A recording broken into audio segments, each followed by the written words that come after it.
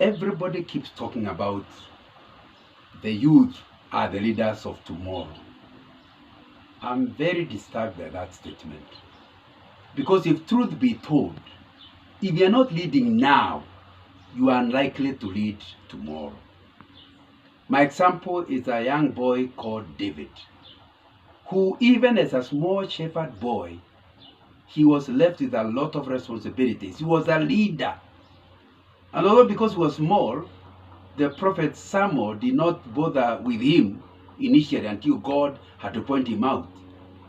All his life, David was a leader.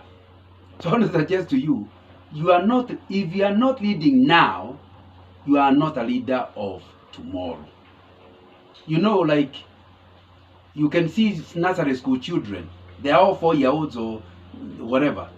If you watch the way they are, there's one of them who is kind of the influence on others. He is leading them. Of course, he can lead them to good or lead them to evil, but he is leading them. So if that kind of a person, if he is consistent, will lead in nursery school, but he was going to lead right up to the end. I still remember in 1958, being in what would be called today pre-unit. If truth be told, the teacher made me a prefect, a leader in the class, but I didn't even know how to write proper. I couldn't write the name. So when people, when the teacher comes and I have to say who was making noise, I have to remember from my head. Many years later, I've done many leadership roles. But you want the young people to understand, if you are ever going to be a leader, it has to start now. You are not a leader of tomorrow, you are a leader of today. So I ask you 3 questions. Number 1, are you suffering from mob influence, where you do whatever the mob says? Then you are not the hope for Africa. Because the mob is likely to go a wrong direction. And if you suffer from following the mob, you end up going the same direction with them. A leader is a person who will not follow the mob. And it's very, very important you ask yourself, in the recent 2-3 years, in which ways are you following the mob? In which ways have you influenced the mob to go the right direction? If you have, then you are actually already a leader, because you are influencing not the whole world, but generation. The book of Acts chapter 13, verse 36, talks about David. When David fulfilled God's purpose in his generation, he fell asleep. Please note, when David, the young boy, fulfilled God's purpose, not his father's purpose, in his generation was young when he was young. His generation was old when he was old. He died around the age of 70. And all the while, David was always a leader. So I want to suggest 3 or 4 things if you really want to change Africa. Number 1, you must learn to study what's happening around. See the situation as it is. Understand that Africa.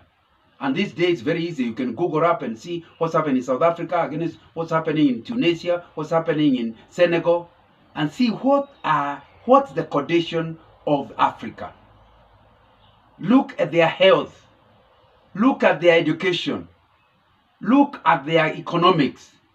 What are the issues in Africa? And let them annoy you enough to not want Africa to continue like that.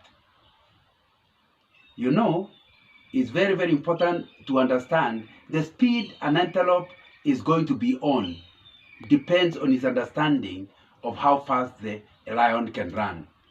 And it will be important that young people at a very early age study how Africa is and the challenges we are having.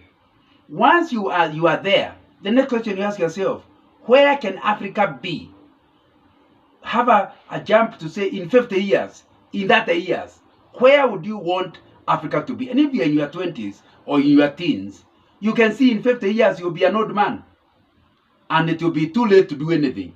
It is now getting a picture as a teen or in your 20s of what Africa could be that will help you. You must have that early in life about the kind of Africa you want. However, it will be important thirdly to start thinking, what can change Africa? What do you require for Africa to change? Now, you see, a lot of us have talked about the Kenya we want. And I keep reminding people, it's not, you can't get the Kenya you want until you get the Kenyans you want.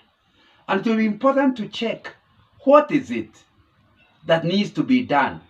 Is it some more studies? Is it some more research? What is it you need to do that will make people in Africa to give you the kind of Africa you actually want? And it will be important that you actually study that. So once you are clear about where we are, you are clear where you can be, you also clear the kind of people that are causing Africa to be where it is and what needs to change in them. You now start laying strategies that needs to be dealt with. And look for quick gains. Don't think about what you'll do when you're a rich man.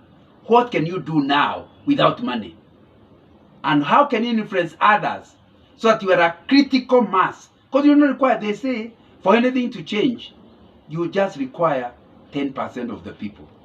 10% move the 90% of others.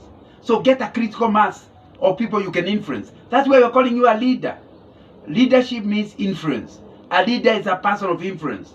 Now, influence them to have a picture similar to the one you have formed, and talk about how bad we are and what can change. And when you get a critical mass, even if it's going to take you 20, 30 years, Africa will change.